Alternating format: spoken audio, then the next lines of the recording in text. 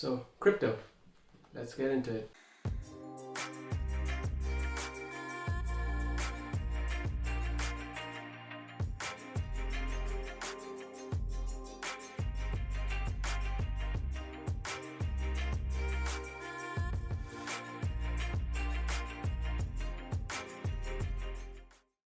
Hey guys, my name is Harsehaj and welcome to Do News, where we talk about lifestyle tips and our experiences in Canada as international students. I got a lot of requests to make a video on cryptocurrency and explain what it is and go in depth about the concept of it. So here we are today and let's get on with it. But first, go ahead and click that like button so that algorithm knows that I'm making a good video and more people can view it. Alright, without further ado now, let's go ahead and get on with the topic. So to understand the concept of cryptocurrency or money in general, we have to go back a few thousand years ago and imagine a world where there were only two people alive. Now one person was growing wheat and the second person was raising cows and producing milk. Now at that time, value of wheat and milk were basically considered equal. So person A went to person B and gave some of his wheat in exchange for milk and vice versa. And the trade was going on pretty fine. But one day a third person comes up and he says like, I want some butter. And there was no set amount of value for that particular product, so there were a lot of complexities with how much milk would equal how much butter or how much wheat would equal a set amount of butter, because there was no standardized value of any commodity. And over time what happened was, when monarchs came in power, they started to regulate the villages and regulate the cities and started to create value using metals. They started minting coins made of different metals, which gave a certain value to every sort of product. But the issue with that system was, with metals as a form of currency, they were a lot more heavy to carry around. So it was physically very difficult to carry large amounts of it. So what happened was, when this occurred as an issue, people went to the monarchs and they said, you can take all of my gold and maybe give me something in return which would tell other people that you have all my assets with you and I'm worth this much. And in order to enable that, what happened was, the monarchs at the time started giving out receipts. And these receipts were basically telling other people that person A had a few thousand or a few hundred gold coins which he deposited with me. So you can make any transactions with him and I'll pay you on his behalf. Fun fact, this was the origin of cash as we know it today. This was basically how the world worked for a long time. This was known as the gold standard and many governments used it for a long time.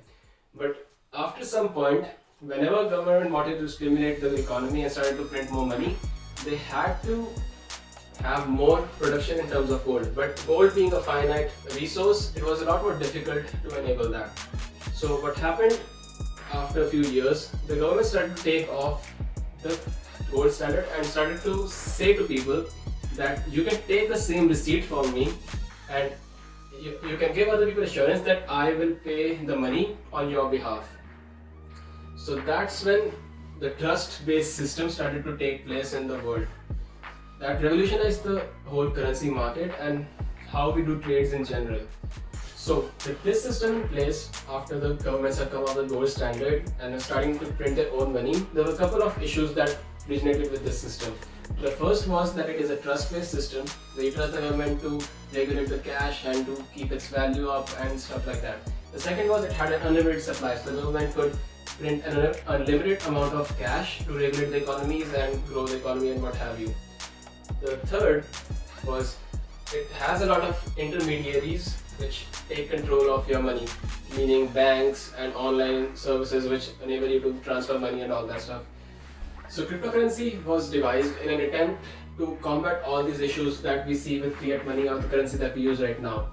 It does that because it uses a concept called blockchain or technology called blockchain.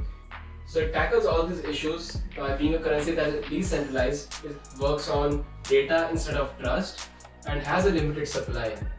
What I mean by limited supply is that when Satoshi Nakamoto came up with Bitcoin, he made sure that there could never be more than 21 million Bitcoins in the world at any given time. But before I get more into depth with blockchain, I need you guys to go ahead and like the video so that I know you guys are enjoying the content and I can make more of these videos for you guys. So, how does blockchain work? Think of it as how you use your banking system right now.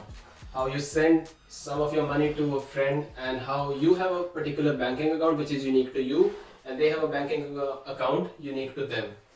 Similarly, in blockchain, you create a crypto wallet which has a unique address unique to you. Now, when you send your money using your bank account, the transaction is recorded in the bank statements and the person who is receiving the money and in their statements. The difference in blockchain is when you make that transaction is actually posted across the internet into the universal database, which is going to be there for everyone to view and to authenticate. But no one can edit it, delete it, or alter it in any way. By doing this, blockchain basically authenticizes every transaction and keeps a record of every Bitcoin which is circulating in the market. So, we talked about blockchain, we talked about Bitcoin and its origin and how it came to be and all that stuff. But what are my personal thoughts on it? Personally, I think cryptocurrency has some potential in the future if we talk about the concept in general. I personally think that governments are losing trust by a lot of citizens right now, and people may be tempted to move towards a decentralized currency as a general resource. But it is purely speculation. People are speculating that if they invest in cryptocurrency right now, they may become early investors in it. Whenever the cryptocurrencies are merged into the economy as a legit currency, they may be able to use that money and they may become rich overnight. But it is purely speculation. There are two driving forces that are actually making cryptocurrency so expensive right now. The first is speculation and the second is its limited supply, which I talked about earlier. Personally, I think Bitcoin has potential to be a future currency in some places, but it is far too early to invest in it as an asset. But if you have some experience, maybe adding 10% to your portfolio with cryptocurrency isn't a bad idea. But to make things interesting today, what I'm going to do today is I'll be purchasing a certain amount of cryptocurrencies that are available in the market right now, the top 5 in general. And in about 2 weeks time, I'm going to come back and check how they have fared and share it with you guys, so you guys can make a more educated guess whether you guys want to invest in cryptocurrency or not. Right.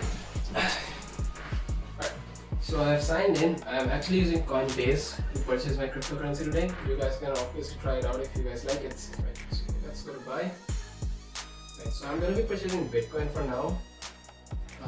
So I'll be purchasing around 5 cryptocurrencies. So I'll add $20 to each one of them. So I'll be spending around $100 today. Alright, so let's see how it goes. Yeah, so I purchased Bitcoin. Let's go ahead and see what others are there. So the next one I'm going to be buying is Ethereum. I'll be buying about $20 worth of it as well. So let's go and see here. So Coinbase does charge about $1.49 for their fees, but that's fine, I'll make do without it. Alright, so the next one that I'm going to be buying is... The next one I'm buying is going to be Cardano.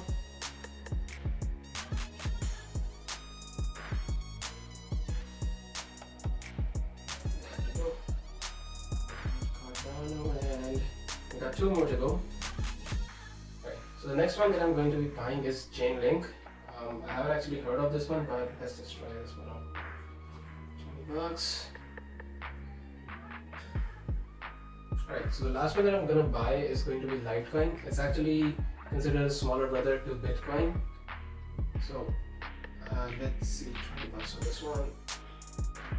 Yeah, so now I have $20 in about 5 cryptocurrencies which I've invested for this video. I hope they all grow, but in case they don't, this is probably going to be the most expensive video that I've made. Alright, but in any case, I hope you guys enjoyed the video, and we'll see each other again in about a week's time and we'll talk a little bit more about finance. I hope you guys enjoyed, so do click the likes button and leave a comment if you guys would like to learn more about any certain topic, and have a good night and stay safe.